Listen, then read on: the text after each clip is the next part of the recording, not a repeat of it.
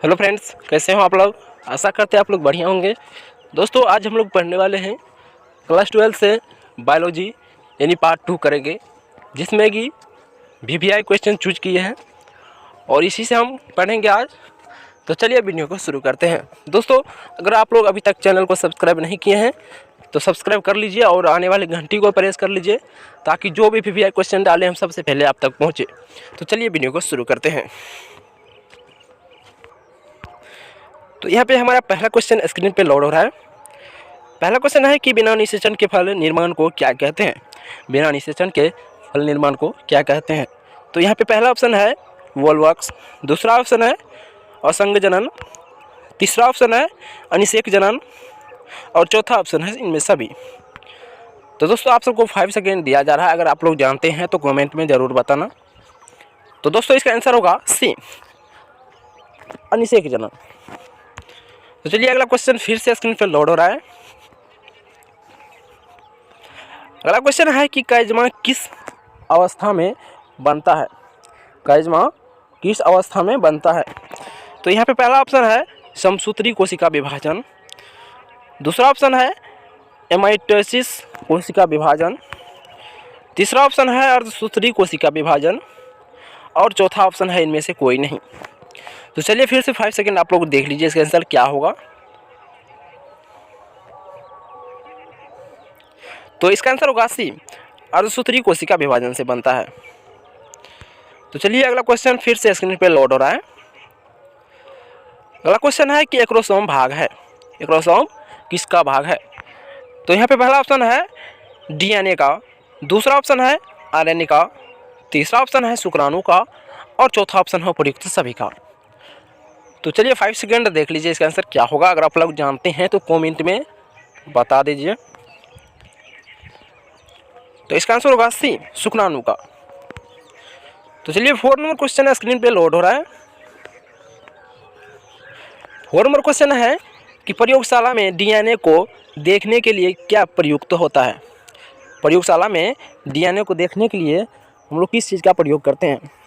तो पहला ऑप्शन है कार्बाइन का, दूसरा ऑप्शन है एनिलीन बेल्लू का, तीसरा ऑप्शन है इथिडियम ब्रोमाइड और चौथा ऑप्शन है सभी का। तो चलिए फिर से 5 सेकेंड वेट कीजिए, इसका आंसर क्या होगा। तो इसका आंसर होगा सी, इथिडियम ब्रोमाइड का उपयोग करते हैं डीएनए को देखने के लिए। तो चलिए अगला क्वेश्चन फिर से स्क्रीन पे लोड हो रहा है। अगला क्वेश्चन है कि निम्नलिखित में से कौन क्राइजीन फसल को छेदक से बचाता है। क्राइजीन फसल को छेदक से बचाता है।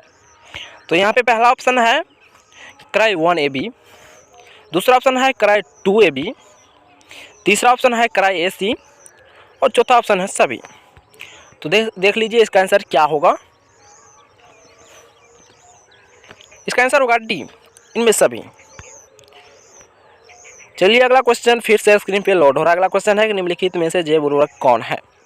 निम्नलिखित में से जैव उर्वरक कौन है। तो पहला ऑप्शन है साइनोबैक्टीरिया, दूसरा ऑप्शन है विषाणु, तीसरा ऑप्शन है विषाणु भोजी और चौथा ऑप्शन है सभी। तो चलिए 5 सेकेंड वेट कीजिए, इसका आंसर क्या होगा। अगर आप लोग जानते हैं तो कमेंट में बता देना। तो इसका आंसर होगा ए, साइनोबैक्टीरिया। चलिए अगला क्वेश्चन फिर से स्क्रीन पे लोड हो रहा है। अगला क्वेश्चन है कि मनुष्य के शुक्राणु में गुणसूत्र की संख्या होती है। मनुष्य के शुक्राणु जो है उनमें गुणसूत्र की संख्या कितनी होती है। तो यहाँ पहला ऑप्शन है 23, दूसरा ऑप्शन है 92, तीसरा ऑप्शन है 11 और चौथा ऑप्शन है 46। तो चलिए 5 सेकेंड वेट कीजिए, इसका आंसर क्या होगा। तो इसका आंसर होगा ए, 23। चलिए अगला क्वेश्चन फिर से स्क्रीन पे लोड हो रहा है। अगला क्वेश्चन है कि गेहूं षटुगुणित होता है जिसमें कुल गुणसूत्र संख्या 42 होती है, तो इसके किसी युग्मकों में गुणसूत्र होंगे। किसी युग्मकों में गुणसूत्र होंगे। तो यहाँ पे पहला ऑप्शन है 14, दूसरा ऑप्शन है 28, तीसरा ऑप्शन है 42 और चौथा ऑप्शन है 7। तो चलिए 5 सेकेंड वेट कीजिए, इसका आंसर क्या होगा। अगर आप लोग जानते हैं तो कमेंट में बता दीजिएगा। तो यहाँ पे आंसर है 7। चलिए अगला क्वेश्चन फिर से स्क्रीन पे लोड हो रहा है। अगला क्वेश्चन है कि पत्तियों द्वारा काई की जनन होता है। पत्तियों द्वारा काई की जनन होता है। तो यहाँ पहला ऑप्शन है बोरोफिल्म, दूसरा ऑप्शन है लिली, तीसरा ऑप्शन है अगेव और चौथा ऑप्शन है बिगेनिया। तो चलिए 5 सेकेंड वेट कीजिए, इसका आंसर क्या होगा। इसका आंसर होगा ए बोरोफिल्म। अगला क्वेश्चन है कि बाह्य निषेचन के उदाहरण है। बाह्य निषेचन के उदाहरण है। यहाँ पे पहला ऑप्शन है छिपकली, दूसरा ऑप्शन है मनुष्य, तीसरा ऑप्शन है मेढक और चौथा ऑप्शन है घोड़ा। तो चलिए 5 सेकेंड वेट कीजिए, इसका आंसर क्या होगा। अगर आप लोग जानते हैं तो कमेंट में बता देना। तो इसका आंसर होगा सी मेढक। अगला क्वेश्चन फिर से स्क्रीन पे लोड हो रहा है। अगला क्वेश्चन है कि भ्रूणपोष में कितने क्रोमोसोम्स होते हैं। तो देख लीजिए, पहला ऑप्शन है एन, दूसरा ऑप्शन है 2n, तीसरा ऑप्शन है 3n और चौथा ऑप्शन है ए एवं सी दोनों। तो देख लीजिए, 5 सेकेंड वेट कीजिए, इसका आंसर क्या होगा। इसका आंसर होगा डी ए एवं सी दोनों। चलिए अगला क्वेश्चन स्क्रीन पे लोड हो रहा है। अगला क्वेश्चन है कि वायु परागित पुष्प सामान्यतः होता है। वायु परागित पुष्प सामान्यतः होते हैं। तो यहाँ पहला ऑप्शन है आकर्षक, दूसरा ऑप्शन है रंगहीन, तीसरा ऑप्शन है छोटे और चौथा ऑप्शन है ए एम सी दोनों। तो देख लीजिए 5 सेकेंड। तो इसका आंसर होगा सी छोटे।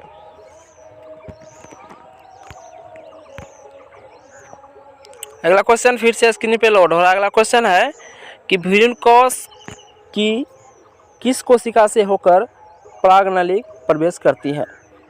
भ्रूणकोश की किस कोशिका से होकर परागनलिका प्रवेश करती है। तो यहाँ पहला ऑप्शन है अंड कोशिका से, दूसरा ऑप्शन है चिरलग्न सहायक कोशिका से और तीसरा ऑप्शन है उपहासिक सहायक कोशिका से और चौथा ऑप्शन है केंद्रीय कोशिका से। तो देख लीजिए 5 सेकेंड। इसका आंसर होगा सी उपहासित सहायक कोशिका से।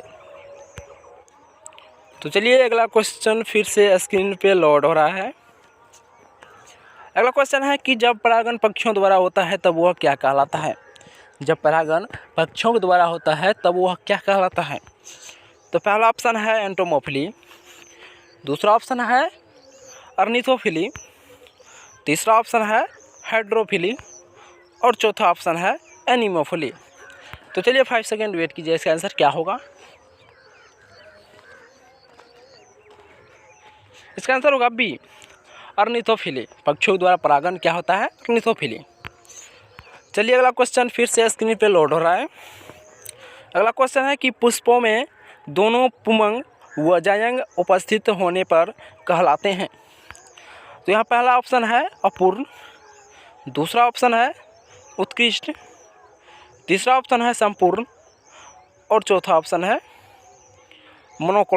मोनोक्लेमाइड। तो चलिए पहला 5 सेकेंड वेट कीजिए।